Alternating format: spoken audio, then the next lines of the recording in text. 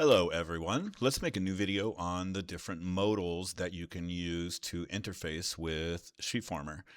Here I have a new spreadsheet and I am going to open up SheetFormR and build a form off of this. So I have a couple different options. I can open it in wide mode or in compact mode. They are both the same thing. As far as functionality goes, there's no difference. There's not one that has more features or less features than the other. They're both laid out pretty much the same way, or as far as the same order goes. The only difference is, of course, one is larger and one is smaller. Think about it like using your phone in portrait mode versus landscape mode. It's all the same stuff. It's just laid out differently, and there's going to be different times where you want one or the other, even inside the same app. It just depends on what you're doing. Let's open this in wide mode for now. So here is my interface in wide mode.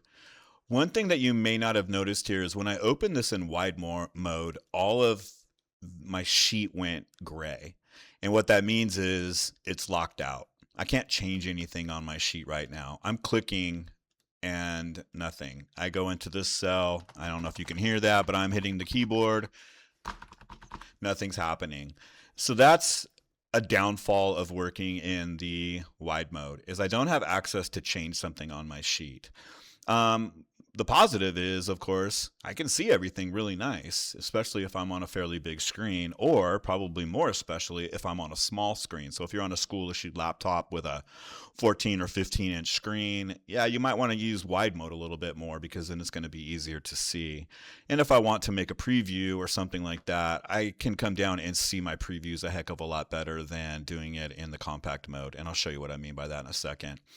But as far as the functionality goes, I have all the same toggles. I have all the same buttons. When I come here, I have all the same mapping columns. Now this is nice. I can see all of this in one screen right here. I don't even really have to scroll to see everything. My settings and tools that I have over here, all the different features that I'm going to use throughout this. It's a little bit easier to see, of course, which is nice. Let's switch it over to compact, and I can do that at any time by pressing this button here, switch to compact. And it will close this modal and open this modal. And you can see I have all the same things here. It's just all pressed over to the side. And that can be good or that could be bad, depending on your point of view and probably the more the size screen that you're working.